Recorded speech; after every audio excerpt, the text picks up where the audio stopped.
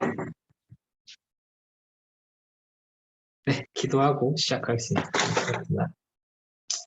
하나님 감사합니다. 오늘도 저희가 우리 예수님에 대해서 배우러 모였습니다. 예수님께서 오늘 하신, 오늘 예수님께서 정말 이 땅에서 부활하셨던 그 부활의 의미들을 통해서 우리가 또 새 하늘과 새 땅이 열리는 그런 미래의 구원을 기대할 수 있는 저희가 될 수 있도록 도와주셔서 예수님의 이름으로 드렸습니다. 아멘. 네, 제가 잠깐 아까 전에 방금 말했듯이 기도 드릴 때 말했듯이 오늘 예수님의 부활에 대해서 다룰 건데 예수님의 부활은 이제 새 창조의 시작의 의미가 있어요. 예수님의 부활입니다.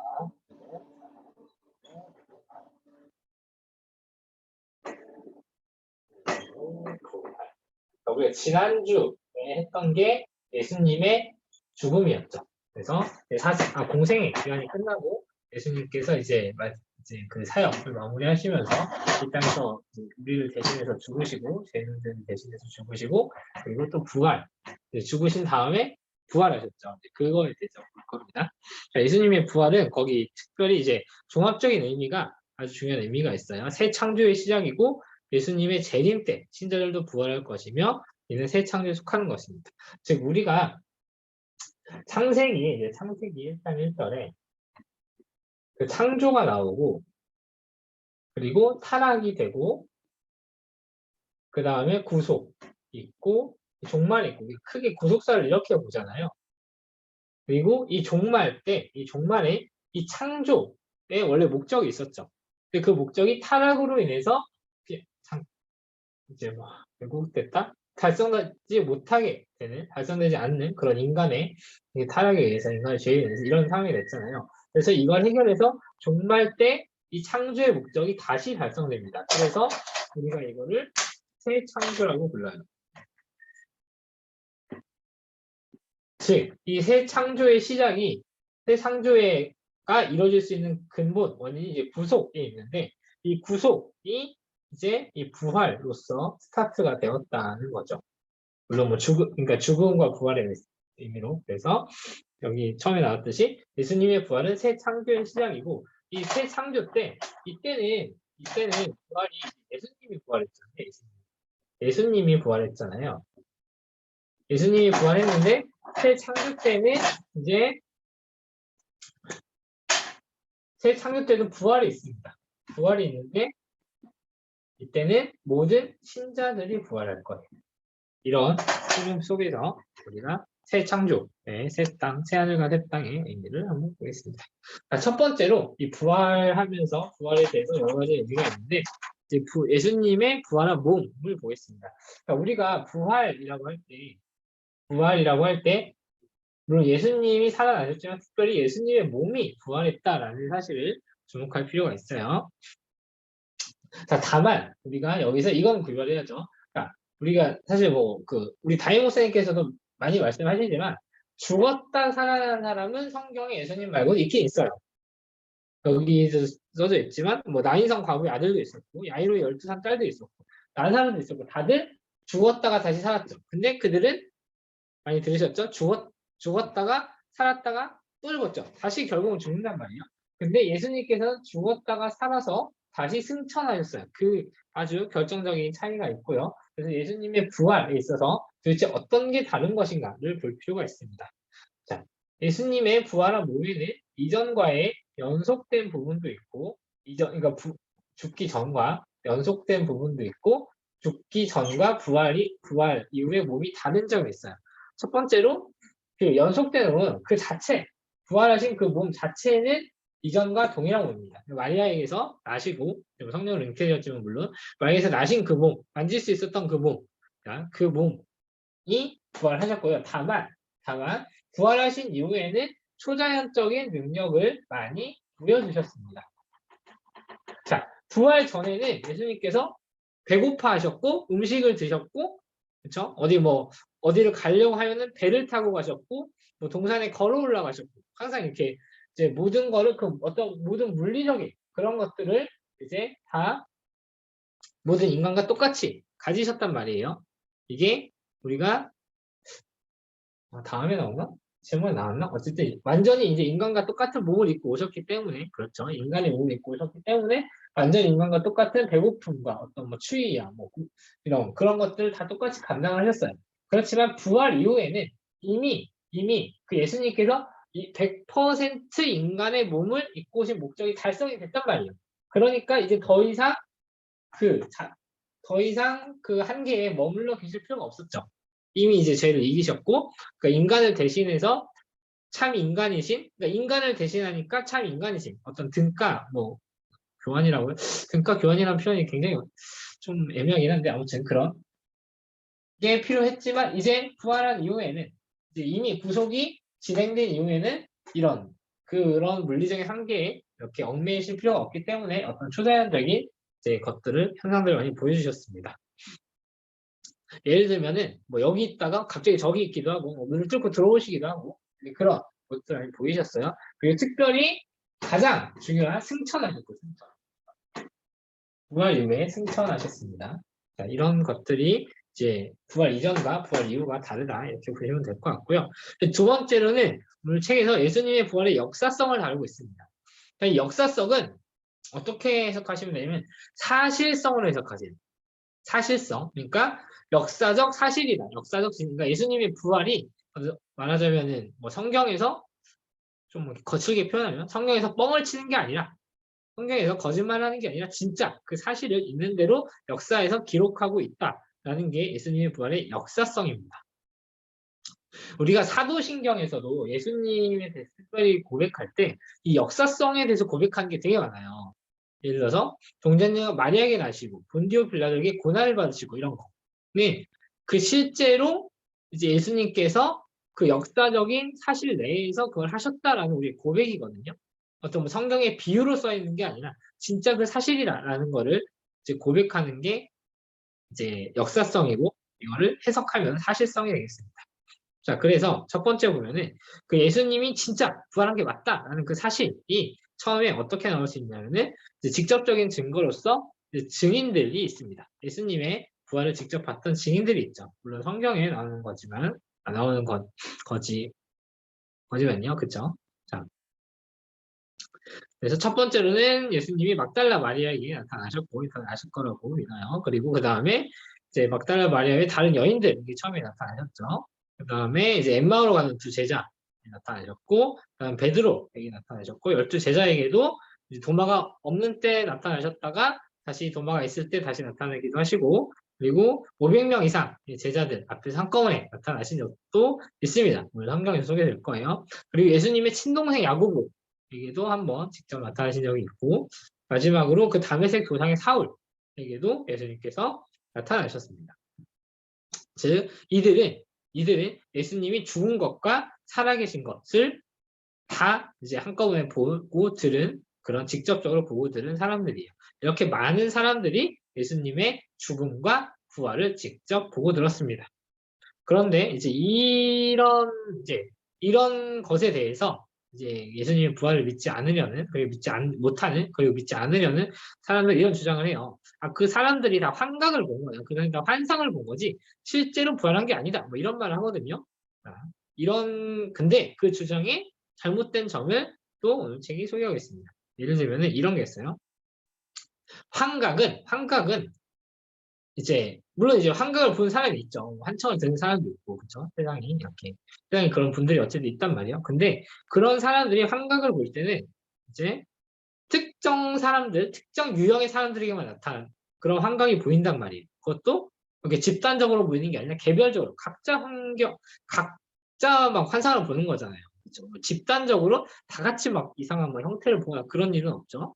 환각이라면. 그리고 환각은 이제 특정 시간과 장소에서 되게 제한적으로 일어나고 그리고 이제 그 환각이 계속 반복적으로 일어난단 말이에요. 자, 근데 예수님께서는 이때도 나타났다가 저기서 또 저때도 나타나셨다 하셨죠. 그러니까 환각일 수가 없고 그리고 예수님이 승천하신 이후에는 더 이상 예수님이 나타났다는 기록이 없단 말이에요. 물론 뭐 담에색 도장이 바울 예외죠. 어쨌든 승천하신 이후에 베드로한테 또 나타났다 이러진 않잖아요. 그러면은 베드로라는 사람이 계속 환각을 보다가 승천 이후에 갑자기 또 환각을 안 보게 됐다. 이것도 말이 안 되죠. 그런 것도 있고요. 그리고 환각이라면 먹거나 대화할 수가 없겠죠. 근데 예수님께서는 그러니까 부활하신 이후에도 음식을 제대로 같이 먹으면서 대화도 하셨죠.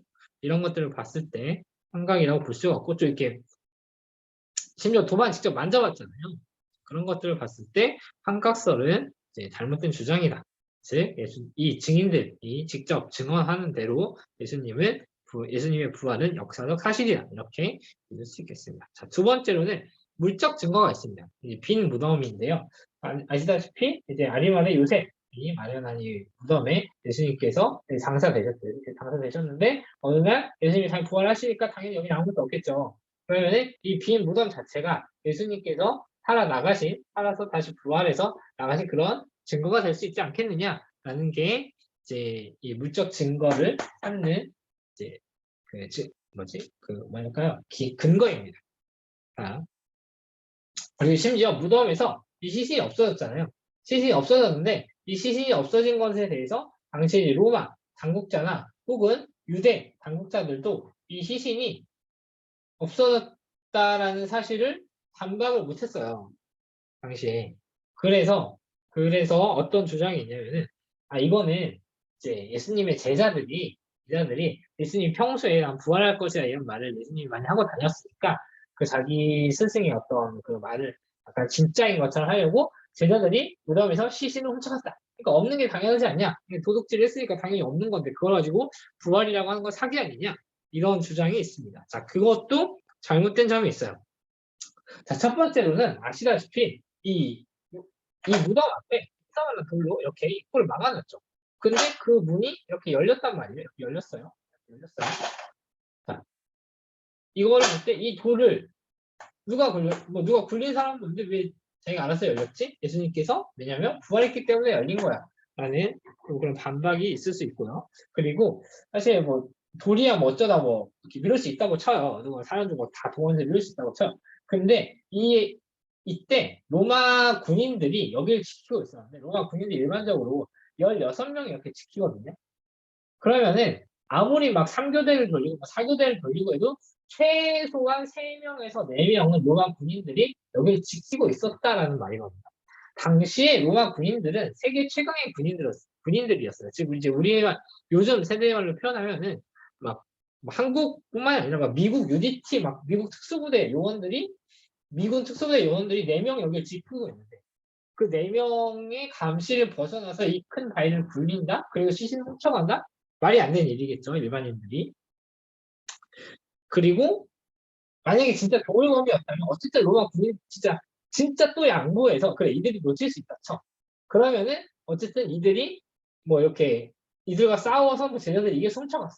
그럼 어쨌든 그 로마 군인들이 끝까지 추적해서 이들을 도굴범으로 잡았을 텐데 그런 일도 없었고 그리고 또 이렇게 시신을 훔쳐가는데 세마포가 이 안에 남아 있었잖아요.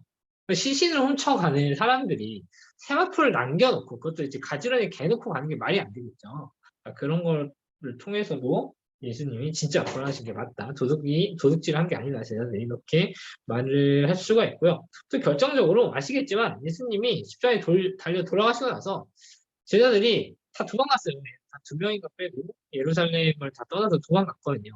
도망간 제자들이 갑자기 예루살렘에 돌아와서 시신을 훔쳐간다? 이것도 말이 안 되죠. 그리고 또 결정적으로 그 제자들이 물론 이제 도마 빼고 뭐 11명 중에 1명 빼고 다 순교를 당했어요. 근데 이것도 이제 약간 간접적인 증거가 되는 게 만약에 제자들이 이제 시신을 훔쳐갔어요. 그러면은 어쨌든 제자들은 시신을 훔쳐갔으니까 예수님의 부활이 사실이 아니라는 걸 알고 있단 말이에요.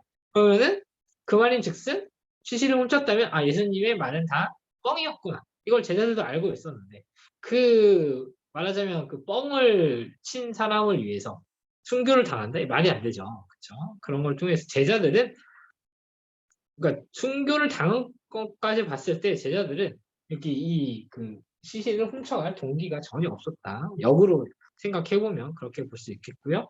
그리고 무덤 숭배가 없었습니다. 이거는 어떻게 표현하냐면 보통 이제 유대 지방에서 당시 이스라엘 민족의 풍습 중에 하나가 약간 뭐 어떤 존경하는 사람이 죽으면 이제 무덤을 이렇게 숭배하고 그런 게 있었다는데 예수님이 죽었는데 그 제자들이 전혀 무덤 숭배가 없었죠. 왜냐하면 부활했으니까 예수님께서 부활하신 걸 알고 있으니까 이제 숭배할 필요가 없었던 거죠. 그리고 사실 이제 예수님의 부활이 진짜 거짓이라면 어떤 증거든 어떤 무엇이든 이제 그게 확인이 되고 그게 뭐 일부는 속일 수 있어도 일부는 속일 수 있지만 지금 예수님의 부활을 믿는 사람이 개신교 신자만 거의 뭐 10몇억 될 테고 뭐 천주교까지 합치면 20몇억 될 텐데 2, 30억 될 텐데 2, 30억 그러니까 지금 현 시대에만 2, 30억이고 여태까지 누적하면은 막 수백억의 사람들이 한꺼번에 속는다라는 거는 있을 수가 없겠죠. 이건 약간 뭐 간접적인 정보이긴 한데 뭐 이런 걸 통해서도 왜 캡처가 됐죠? 아무튼 간접적인 통해서 도둑설은 사실이 아니다 이렇게 알 수 있겠습니다. 자 그리고 마지막으로 예수님의 부활에 대한 간접적인 정황적 증거가 있습니다. 이거는 이제 이렇게 보시면 돼요. 부활 이전과 이후에 제자들이 변하고 야고보나 바울도 변했죠. 그렇죠? 한 사람이 변했다는 거는 어떤 그 사건을 계기로 변했다는 거는 그 사건이 진짜이기 때문에 더 그렇게 깊게 감명을 받아서였겠죠. 그런 걸 볼 때 그리고 기독교의 출현으로 인해서 그 사람들뿐만 아니라 유대 사회도 변했고요. 그리고 죽음과 부활을 기초로 한 세례와 성찬이 기독교 초기로부터 시작해서 지금까지 이어져 내려오고 있어요. 그러니까 예수님의 죽음과 부활을 기반으로 해서 세례와 성찬이 계속 이어지고 있단 말이에요. 그러니까 이게 계속 이어질 수 있으려면 이 뿌리였던 이게 진짜여야겠죠. 그래야 이게 나올 수 있겠죠. 이게 만약에 가짜다. 그러면 이것도 곧 없어질 거 아니야. 근데 이게 진짜이기 때문에 이것도 그대로 유지되고 있다. 이렇게 보시면 되겠습니다. 마지막으로 이제 기독교 교회 출현과 지속도 마찬가지고요. 죽음과 부활을 토대로 예수님의 죽음과 부활 토대로 기독교 교회가 지속되고 있잖아요. 이런 걸 볼 때 정말 진짜 예수님의 죽음과 부활이 진짜이기 때문에 그걸 기반으로 한 교회가 지속될 수 있다. 이렇게 보시면 되겠습니다. 자, 그리고 3번 넘어가기 전에 이건 약간 개인적 당부이기도 한데요. 물론 예수님의 부활의 역사성, 사실성 우리가 이렇게 증명할 수 있고 이것에 대해서 부인하고 믿지 못하는 사람들에게 또 우리가 재반박을 통해서 이건 진짜다, 사실이다라고 말을 할 수는 있습니다. 말할 수 있어요. 다만 우리가 이걸 접근할 때 이게 진짜 어떤 논리적인 근거, 과학적인 근거가 있기 때문에 믿는 게 아니라 그 전에 예수님께서 도마에게 말한 대로 우리가 이걸 성경에 써있기 때문에 믿고 하나님이 믿게 해주셨기 때문에 믿는다. 이런 인식이 먼저 있으셨으면 좋겠어요. 물론 그렇다고 해서 이런 뭐 과학적이고 논리적인 이런 근거들을 부인할 필요는 없지만 그 전에 먼저 우리 마음속에 참는 믿음으로 이 역사성을 시인할 수 있으면 더 좋겠습니다. 자, 그렇게 하고 일단 3번 넘어갈게요. 자, 3번. 그래서 예수님의 부활이 주는 여러 가지 해석적 의미가 있습니다. 첫 번째로는 종말론적 의미인데요. 아까 이건 뭐 말씀드렸듯이 예수님께서 이제 예수님의 부활을 통해서 부활의 첫 열매가 되셨어요. 그리고 마지막에 새 창조, 종말의 새 창조가 이루어질 때 모든 신자들이 부활할 텐데 이 부활의 모형, 첫 열매가 바로 예수님입니다. 즉 우리 신자들도 예수님처럼 부활할 것이다라는 소망을 가질 수 있게 해주는 게 종말론적 의미이고요. 자, 두 번째, 예수님의 부활이 주는 기독론적 의미는 이게 말이 뭔가 모순이죠. 기독론 자체가 예수님에 대한 건데 이것도 예수님의 부활이 주는 기독론적 의미래요.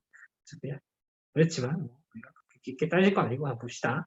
자, 첫 번째로는 자, 기독론이라고 하면은 제가 그때 말했죠. 예수님의 존재와 사역, 예수님의 인격과 사역, 존재와 사역에 대해서 배워야 된다고 했잖아요.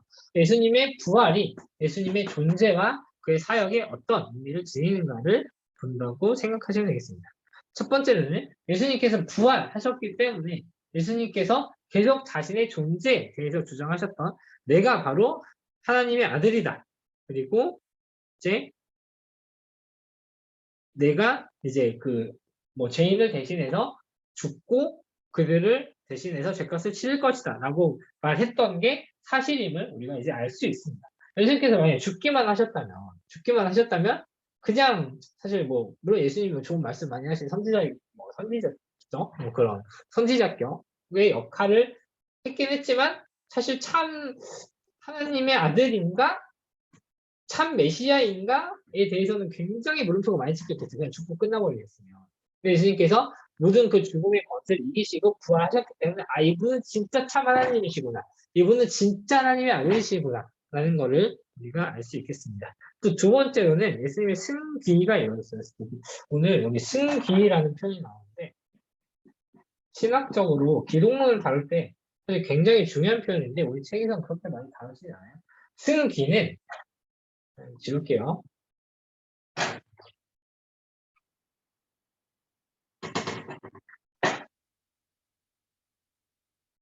승기는 오를 승자에 귀할 기자였습니다. 그래서 예수님께 신분이 이제 뭐 이렇게 올라가서 귀하게 됐다 이런 뜻인데 자 여기서 참 이렇게 신분이 아니라 예수님의 상태가 올라가서 귀하게 되었다 이런 뜻인데 자 예수님의 신분이 아니라 상태라고 했죠. 예수님의 신분 자체는 변한 적이 없어요. 하나님의 아들 참 메시아 이런 건 변한 적이 없어요. 근데 다만 일시적으로 예수님이 비하의 상태에 빠지게 됩니다. 이거는 비천할 비자의 아래 하자예요. 그러니까 아래로 내려와서 비천하게 되셨다 이런 뜻인데 즉 성육신부터 말합니다. 즉 예수님께서 원래 삼위일체 하나님으로 계셨잖아요. 근데 그 참신이고 참 하나님이신 그 예수님께서 너무너무 미천한 뭐 존재가 없어도 아무런 상관이 없는 인간의 몸을 입고 성육신을 하셨죠. 그리고 십자가에서 고난을 받으시고 죽음을 당하셨죠. 참 하나님, 왜? 그렇죠. 참 신이 이렇게까지 낮아지셨어요. 이걸 우리는 신학적인 용어로 비하라고 합니다. 그리고 죽은 예수님께서 다시 부활하시고 승천하시고 이제 이 땅을 다스리고 계세요. 왕으로서. 그래서 다시 그 신분이라기보다는 그 상태를 회복하시는 이런 걸 승기라고 부릅니다. 사실 이거 다 어디서 보셨죠? 어디서 보셨어요? 아까 말했지만 사도신경에서 다 나옵니다. 사도신경 잘 떠올려보세요. 당연히 나오죠. 그렇죠? 동정녀 마리아에게 태어나시고 뭐지? 그 본디오 빌라에게 고난을 받으사 십자가에 못 박혀 죽으시고 장사지 사흘 만에 종생에서 다시 살아나시며 하늘을 오르사 전능하신 하나님 옆에 앉아 계시다가 앉아 계시면서 이제 다스리겠죠. 이런.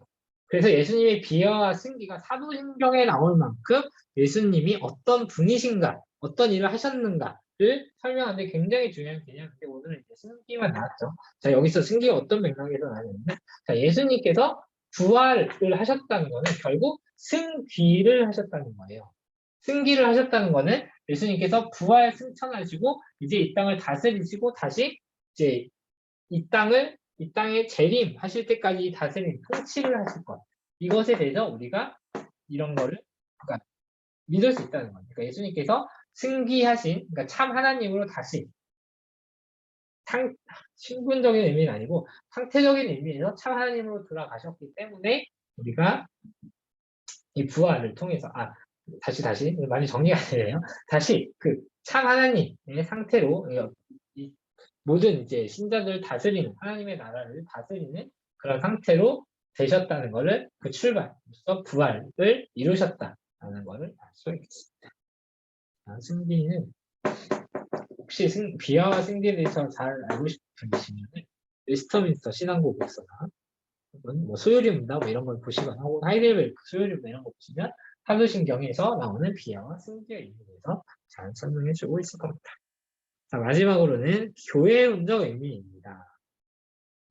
자, 교회론적 의미는 예수님의 죽음과 부활, 사실 기독교 복음의 핵심이잖아요. 이거를 이제 기독교 교회가 전파한다 이런 내용이라고 보시면 되겠습니다. 그래서 우리가 이제 어떤 기독교 이제 우리의 신앙 고백의 기초가 된다는 거잖아요. 제가 아까도 말했지만 사도신경이 사실 이제 최초의 신앙 고백의 형태거든요. 우리가 믿는 하나님, 우리가 믿는 예수님이 어떤 분이고 어떤 일을 하시는가에 대한 신앙 고백의 최초 형태란 말이에요. 그래서 모든 건전한 교회나 최초의 신앙 고백의 사도신경을 받아요. 그 기초가 예수님의 죽음과 부활이다. 즉 비하와 승기, 죽음과 부활이다. 이렇게 있다는 것을 보시면 되겠습니다. 마지막으로 그래서 우리가 이걸 가지고 복음 전파를 하고요. 예수님께서 죽고 부활하셨기 때문에 이제 죄 용서를 확신하고 그것을 이제 믿음으로 전도할 때 복음으로 전도할 때 많이 할 수가 있게 되었습니다. 자, 오늘은 좀 짧아요. 내용이 뭐 꽉꽉 차 있긴 한데 책도 그렇게 길지 않아서요. 길지 않아서 14분이면 될 것 같으니까 56분까지 9시 56분까지 책 읽고 다시 모여서 기도하고 나눌 것을 나누도록 하겠습니다. 네, 56분까지 각자 책 읽어주세요.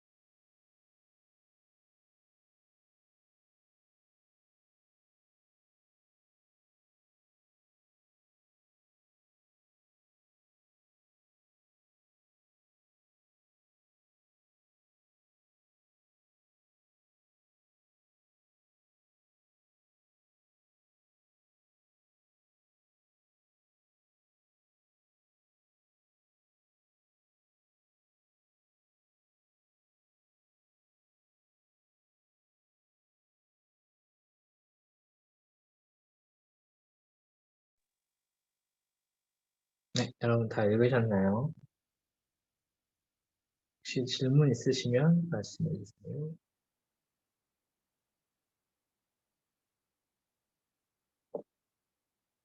네, 말씀 없으시면 제가 기도하고 마치겠습니다.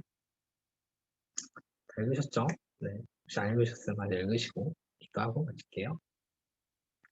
하나님 감사합니다. 오늘 저희가 예수님의 부활에 대해서 배웠습니다. 아마 우리 모든 성도들의 부활의 첫 열명화 되신 우리 예수님의 부활이 저희에게 정말로 큰 소망이 되고 또 우리가 오늘 살아가는 믿음의 근거와 뿌리가 될 수 있는 것 같습니다. 주님, 저희가 이렇게 우리 주님의 부활을 따라갈 수 있음을 참 감사하며 이제 이 부활을 얘기하고 전파하는데 예수님이 주신 담대함을 얻어서 또 우리 교회의 신앙의 성장을 더욱더 우리가 이끌 수 있는 청년부가 될 수 있도록 도와주시옵소서. 이 모든 말씀 예수님의 이름으로 기도했습니다. 아멘. 네, 네, 여러분 수고하셨습니다. 안녕히 주무세요. 감사합니다. 감사합니다. 네.